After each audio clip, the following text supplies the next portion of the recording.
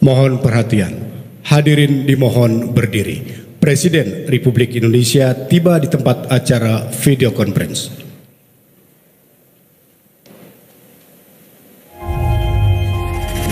Tidak euforia yang berlebihan. Kita semuanya harus percepat proses vaksinasi ini dan tetap taat terhadap protokol kesehatan, Terutama memakai masker.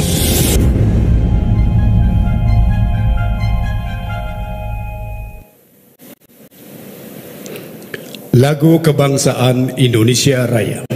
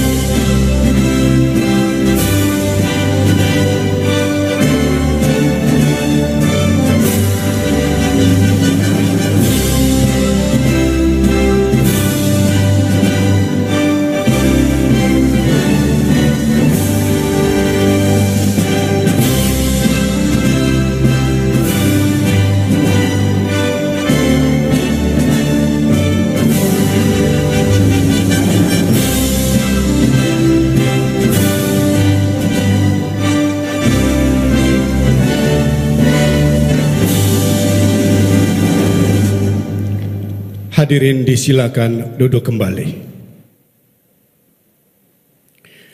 Yang terhormat Presiden Republik Indonesia, yang kami hormati para Menteri Kabinet Indonesia Maju, dan Bapak Ibu yang mengikuti acara ini secara virtual di Ballroom Hotel Pullman Jakarta. Hadirin undangan yang berbahagia.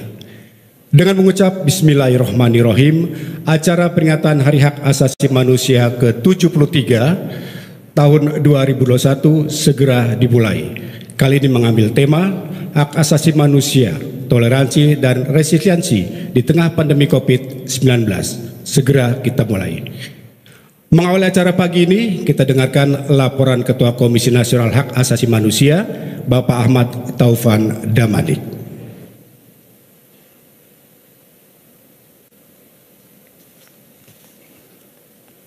Bismillahirrahmanirrahim. Assalamualaikum warahmatullahi wabarakatuh. Selamat pagi, salam sejahtera, salam damai buat kita semua dan seluruh bangsa Indonesia. Yang saya hormati Presiden Republik Indonesia Bapak Insinyur Haji Joko Widodo, Menteri Koordinator Bidang Politik, Hukum dan Keamanan Bapak Profesor Mahfud MD, Menteri Hukum dan Hak Asasi Manusia Bapak Profesor Yasona Hamonangan Lauli, Bapak Menteri Agama Yakut Khalil Khomas, Bapak Menteri Sekretaris Negara Profesor Dr. Pratikno, para pimpinan lembaga negara yang hadir di Istana Merdeka, dan seluruh undangan yang hadir di Pullman maupun yang mengikuti melalui media Zoom dan YouTube. Hari ini di seluruh dunia, seluruh bangsa memperingati 10 Desember sebagai Hari Hak Asasi Manusia Sedunia yang menandai 73 tahun diadopsinya Deklarasi Universal Hak Asasi Manusia. Hari yang bersejarah bagi peradaban dunia yang menegaskan nilai-nilai martabat manusia dan keadilan untuk menjadi acuan dasar di dalam pembangunan bangsa-bangsa di seluruh dunia. Nilai kemanusiaan menduduki posisi penting di dalam menata kemajuan peradaban dunia yang adil, makmur, dan sejahtera. Deklarasi Universal Hak Asasi Manusia tidak saja menjadi acuan hukum dan hak asasi manusia di seluruh negara yang menghormati demokrasi dan prinsip keadilan, tetapi juga menjadi inspirasi yang mewarnai seluruh sendi-sendi kehidupan di bidang sosial politik, sosial ekonomi, sosial budaya, maupun seluruh sendi kehidupan pribadi, masyarakat, bangsa, dan negara. Harkat dan martabat manusia menjadi tujuan tertinggi dan termulia yang mesti dihormati dan dilindungi tanpa kecuali. Sebagai negara yang terdiri dari berbagai suku, agama, keyakinan, ras, etnis, dan golongan, maka toleransi merupakan suatu hal yang harus ditumbuh kembangkan oleh seluruh warga negara Indonesia dan pemerintah. Setiap warga negara memiliki kewajiban menjaga dan mengembangkan toleransi yang mensyaratkan kesadaran bahwa masing-masing individu memiliki kedudukan dan hak yang sama di hadapan hukum dan pemerintahan. Dengan toleransi tumbuh kesadaran dan solidaritas dalam masyarakat untuk saling membantu meringankan beban akibat pandemi COVID-19. Sejalan dengan itu, pemerintah wajib untuk melindungi dan memenuhi hak-hak seluruh warga negara, terutama kelompok rentan dan marginal. Di tengah pandemi COVID-19 seharusnya bisa menyatukan kita sebagai sebuah bangsa yang besar, sehingga mampu lepas dari krisis ini. Resiliensi atau daya lenting masyarakat Indonesia telah terbukti mampu mengatasi berbagai jenis tantangan, termasuk oleh karena pandemi COVID-19. Hak asasi manusia, toleransi, dan resiliensi menjadi kunci bagi bangsa Indonesia untuk lepas dari krisis akibat pandemi COVID-19.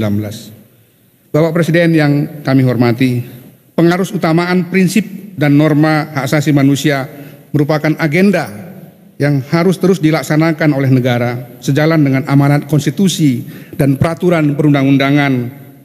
Komnas HAM sesuai dengan kewenangannya dalam Undang-Undang 39 tahun 1999 tentang hak asasi manusia telah menjalankan mandatnya dalam memajukan dan menegakkan hak asasi manusia melalui pengkajian, penelitian, penyuluhan, pemantauan, dan mediasi. Berbagai rekomendasi telah dihasilkan atas dasar mandat tersebut untuk mencegah terjadinya pelanggaran hak asasi manusia dan mendorong penyelesaian atas berbagai bentuk pelanggaran hak asasi manusia di Indonesia. Komnas HAM dengan kerjasama dan dukungan dari segenap lembaga negara dan kementerian serta pemerintah daerah terus berupaya mewujudkan situasi pelaksanaan hak asasi manusia yang kondusif sesuai dengan Pancasila, Konstitusi, dan Deklarasi Universal Hak Asasi Manusia.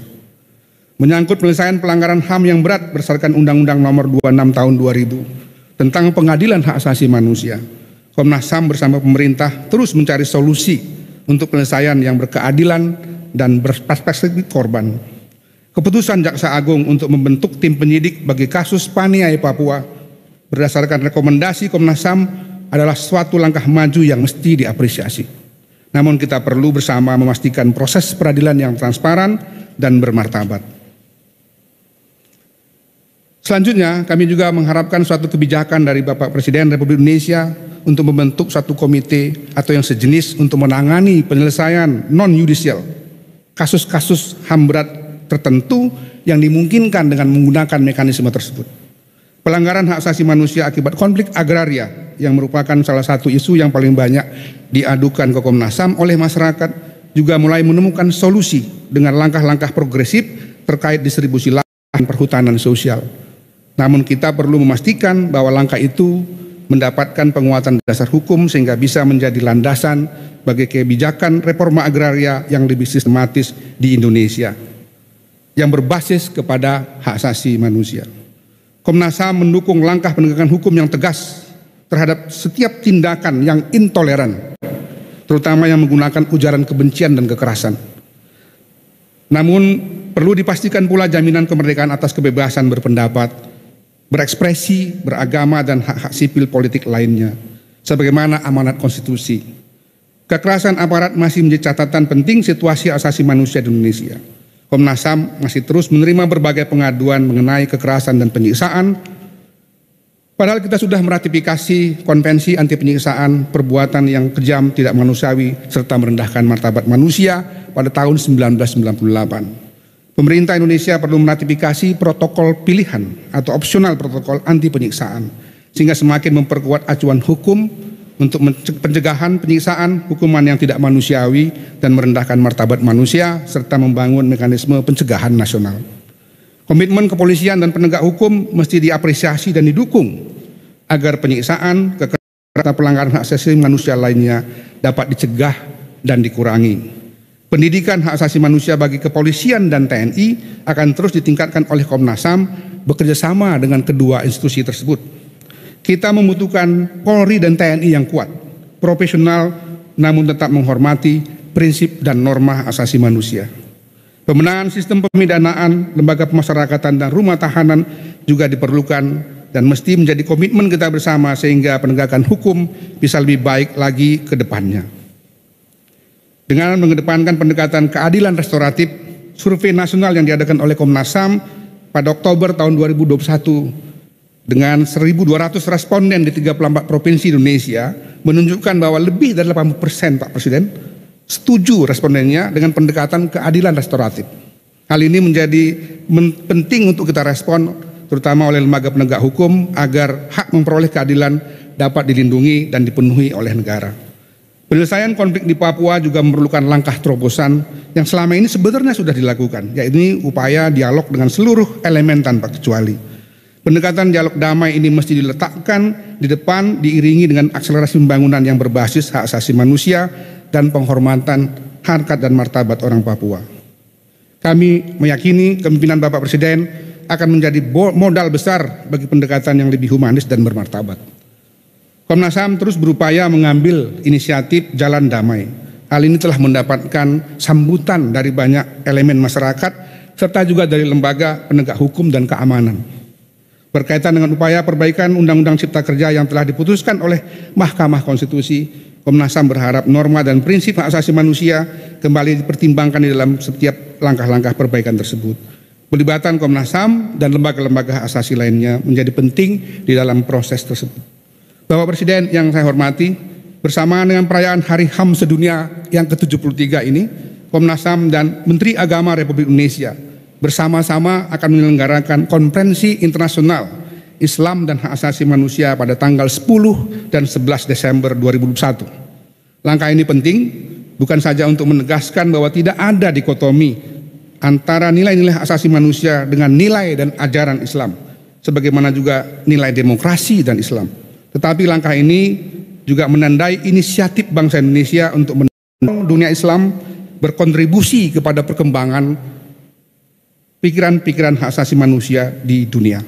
Indonesia mesti menunjukkan kepemimpinan internasional, terutama di antara negara-negara dengan penduduk muslim yang besar, dan mesti menjadi model terbaik bagi wacana dan praktek Islam dan hak asasi manusia yang berperan penting bagi kemajuan peradaban modern yang religius, menghormati nilai kemanusiaan, keadilan, keterbukaan, dan kesetaraan. Karena itu sudah semestinya dalam peringatan 10 Desember ini sebagai Hari HAM adalah satu momentum revolusioner perubahan pemikiran, kebijakan, dan sikap kita semua, baik negara, masyarakat, bahkan tiap individu, untuk secara bersama-sama, bahu-membahu di dalam semangat solidaritas nasional, bahkan internasional, memperjuangkan harkat dan martabat manusia, nilai-nilai keadilan dan demokrasi menjadi napas setiap gerak kehidupan kita semua. Indonesia yang jaya adalah masa depan bagi kita semua, di mana nilai-nilai kemanusiaan dijunjung tinggi, dihormati, dan dilindungi. Semoga Tuhan Yang Maha Esa senantiasa melindungi seluruh bangsa Indonesia. Taufiq wal hidayah. Assalamualaikum warahmatullahi wabarakatuh. Selamat pagi, salam sejahtera, salam damai buat semua. Terima kasih.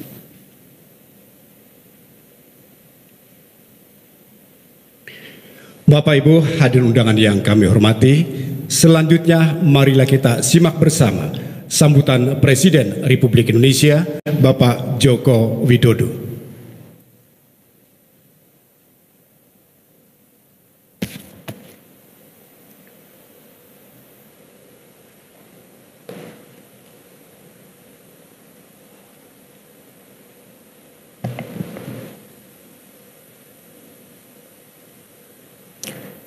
Bismillahirrahmanirrahim. Assalamualaikum warahmatullahi wabarakatuh. Selamat pagi, salam sejahtera bagi kita semuanya. Om Swastiastu, Namo Buddhaya, salam kebajikan.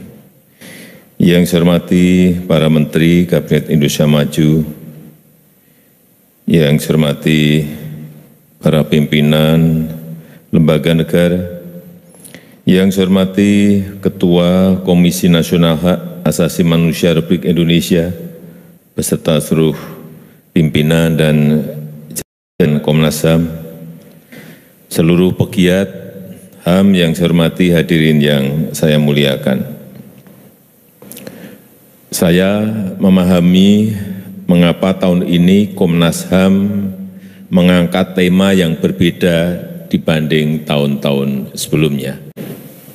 Temanya yaitu HAM, toleransi, resiliensi di tengah pandemi COVID-19.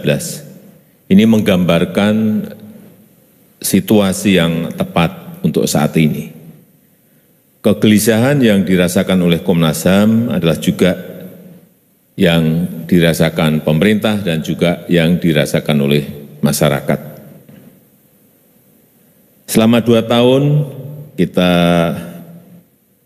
telah berjuang untuk memenuhi hak asasi manusia Indonesia dalam menghadapi krisis kesehatan dan krisis perekonomian akibat pandemi COVID-19. Kita semuanya berusaha keras agar masyarakat memperoleh rasa aman dari ancaman pandemi. Kita juga berusaha agar masyarakat memperoleh rasa aman dari ancaman kelaparan dan ancaman pengangguran.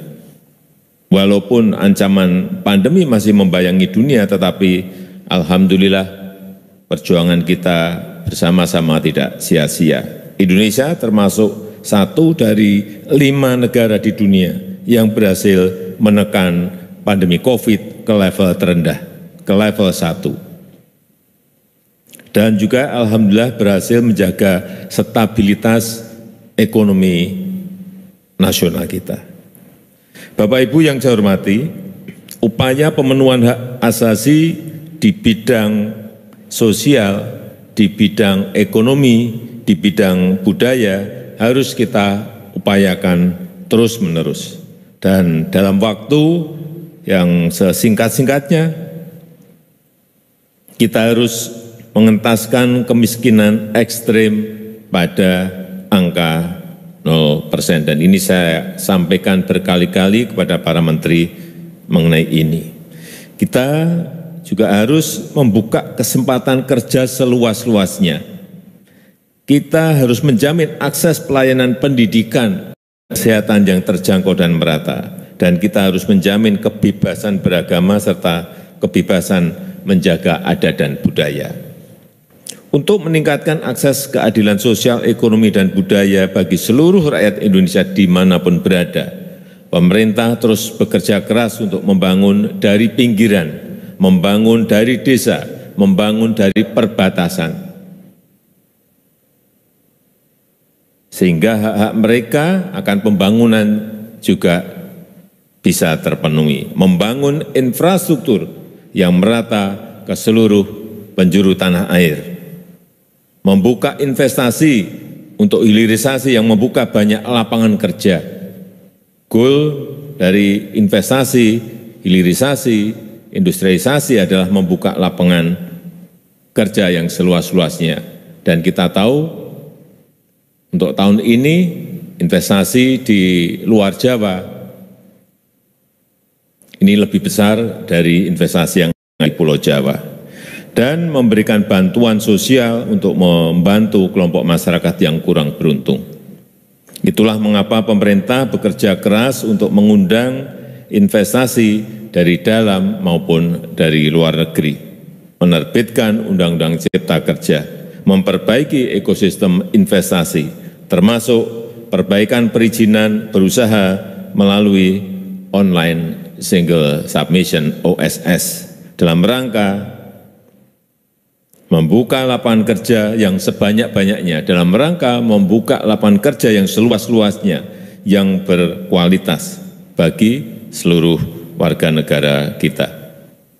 Pada pertengahan tahun ini, pemerintah telah menerbitkan Perpres nomor 53 tahun 2021 mengenai Rencana Aksi Nasional Hak Asasi Manusia tahun 2021-2025. Rencana aksi ini dimaksudkan untuk melaksanakan penghormatan, perlindungan, pemenuhan, penegakan, dan pemajuan HAM di Indonesia. Dan sasaran utamanya terutama kelompok perempuan, anak, kelompok masyarakat adat, dan penyandang disabilitas. Perpres nomor 53 ini juga menegaskan bahwa penegakan HAM bukan hanya mencakup penghormatan dan perlindungan hak sipil dan politik saja. Penegakan HAM juga mencakup pemenuhan hak ekonomi, hak sosial dan budaya, terutama menyasar pada kelompok-kelompok rentan yang bukan hanya perlu kita lindungi, tetapi juga kita penuhi hak-haknya. Minggu yang lalu, saya telah melantik untuk pertama kalinya Komite Disabilitas Nasional.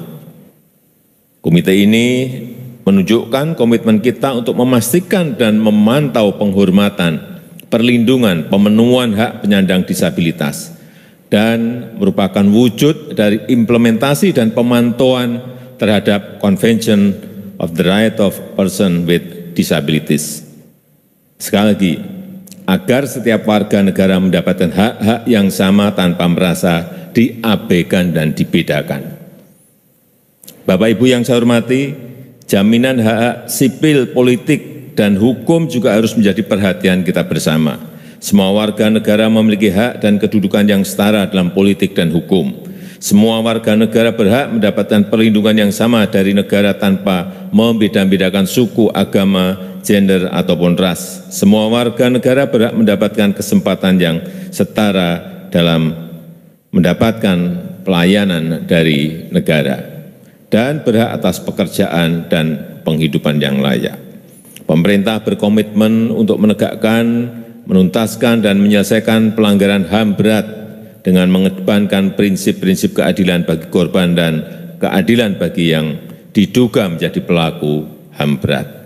Pasca Undang-Undang Nomor 26 Tahun 2000 tentang Pengadilan HAM, pemerintah melalui Jaksa Agung telah mengambil langkah untuk melakukan penyidikan umum terhadap peristiwa pelanggaran HAM berat. Salah satunya tadi sudah disampaikan oleh Bapak Ketua Komnas HAM adalah kasus Paniai di Papua tahun 2014. Berangkat dari berkas hasil penyidikan dari Komnas HAM, Kejaksaan tetap melakukan penyidikan umum untuk menjamin terwujudnya prinsip-prinsip keadilan dan kepastian hukum. Bapak Ibu yang saya hormati, perkembangan revolusi industri 4.0 juga menuntut kita untuk mengantisipasi beberapa isu HAM. Saya memahami adanya kegelisahan dan kekhawatiran masyarakat terhadap sanksi pidana dalam Undang-Undang Informasi dan Transaksi Elektronik, Undang-Undang ITE. Kapolri sudah menindaklanjuti perintah yang saya instruksikan untuk mengedepankan edukasi dan langkah-langkah persuasif dalam penanganan perkara ITE. Jangan ada kriminalisasi terhadap kebebasan berpendapat. Atas dukungan DPR, saya telah memberikan amnesti terhadap Ibu Baik Nuril dan juga Bapak Saiful Mahdi yang divonis melanggar Undang-Undang ITE. Namun saya juga ingatkan bahwa kebebasan berpendapat harus dilakukan secara bertanggung jawab kepada kepentingan masyarakat yang lebih luas. Perlindungan data pribadi juga menjadi perhatian serius pemerintah dan menjadi bagian yang tidak terpisahkan dari hak asasi manusia. Untuk itu saya telah memerintahkan Menkominfo serta kementerian dan lembaga terkait untuk segera menuntaskan pembahasan rancangan Undang-Undang RUU Perlindungan Data Pribadi bersama-sama dengan DPR, agar perlindungan hak asasi masyarakat dan kepastian berusaha di sektor digital dapat terjamin. Perkembangan ilmu pengetahuan dan teknologi ini harus terus kita ikuti untuk menjaga agar tidak ada yang dirugikan secara tidak berkeadilan dalam dunia yang penuh disrupsi sekarang ini. Kita harus selalu berinovasi dalam upaya melindungi hak asasi warga negara Indonesia, terutama kelompok warga yang marginal. Kita harus membangun Indonesia maju dan sekaligus menjamin keadaan sosial bagi seluruh rakyat Indonesia. Saya rasa itu yang ingin saya sampaikan. Kesempatan yang baik ini, selamat Hari HAM sedunia. Terima kasih. Wassalamualaikum warahmatullahi wabarakatuh. Om Santi Santi Santi Om.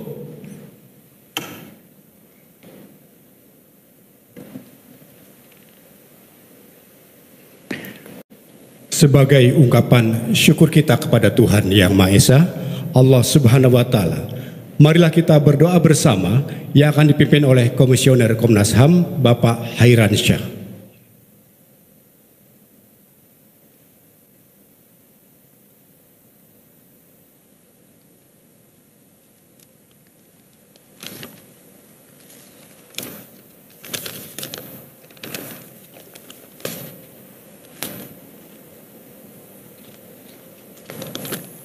Assalamualaikum warahmatullahi wabarakatuh. Mari kita bersama-sama berdoa sejenak kepada Tuhan Yang Maha Kuasa. Bismillahirrahmanirrahim. Alhamdulillahirabbil alamin. Allahumma shalli ala Sayyidina Muhammad wa ala ali Sayyidina Muhammad. Hasbunallah wa ni'mal wakil. Nikmal maula wa nikmal nasir. Maha suci Allah yang telah mempertemukan kita dalam majelis yang mulia ini dalam rangkaian memperingati Hari Hak Asasi Manusia Sedunia tahun 2021. Agama mengajarkan barang siapa yang memelihara kehidupan seseorang manusia, maka sesungguhnya ia memelihara kehidupan manusia seluruhnya. Oleh karena itu ya Allah, kami mengangkat tangan dan berdoa, berilah kekuatan, kemampuan kepada kami, kuatkan batin kami untuk terus bergandeng tangan, menjaga kehidupan, dan memajukan, menghormati, menegakkan, melindungi, dan memenuhi hak asasi manusia warga negara, apapun latar belakangnya. Ya Allah yang Maha Pemberi kesejahteraan dan pemberi keamanan, di tengah pencapaian peradaban dunia yang semakin maju dan modern, keberadaan hak asasi manusia menjadi semakin penting dan diharapkan mampu menjadi penjaga perdamaian, pelita dalam kehidupan untuk bertumbuh bersama dalam kesetaraan dan keragaman yang ada. Ya Allah, permudah urusan kami, permudah segala urusan para pemimpin kami, kuatkanlah para pemimpin kami untuk berhikmat dan terus berjuang dalam memajukan, menghormati, melindungi, memenuhi hak asasi manusia warga negaranya sebagai kewajiban konstitusional yang sudah digariskan dalam Undang-Undang Dasar 1945. Ya Allah, jadikanlah bangsa kami, bangsa Indonesia, sebagai bangsa teladan dalam menerapkan prinsip-prinsip hak asasi manusia. Karena dengan tegaknya prinsip tersebutlah, peradaban kami akan semakin kokoh dan maslahah. Indonesia akan terus menjadi ruang hidup yang damai bagi setiap manusia. Ya Allah yang Maha Pencegah dan Maha Melindungi, selamatkanlah pula bangsa kami dari segala macam musibah, penyakit, dan mara bahaya, serta berulangnya pelanggaran hak asasi manusia. Kami menyadari ya Allah, banjir bandang, gunung meletus, tanah longsor, erupsi gunung berapi, dan juga pandemi adalah sejumlah cobaan yang tengah menimpa sejumlah wilayah di negara kami. Selamatkanlah kami ya Allah. Salimna ya Allah. Salimna ya Allah. Salimna. Allahumma rabbana atina fid dunya hasanah wa fil akhirati hasanah wa qina azabannar. Allahumma shalli ala Sayyidina Muhammad wa ala ali Sayyidina Muhammad walhamdulillahi rabbil alamin. Assalamualaikum warahmatullahi wabarakatuh.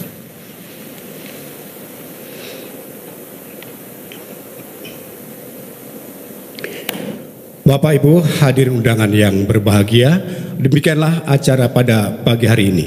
Selanjutnya, Presiden Republik Indonesia berkenan meninggalkan tempat acara video conference. Hadirin dimohon berdiri.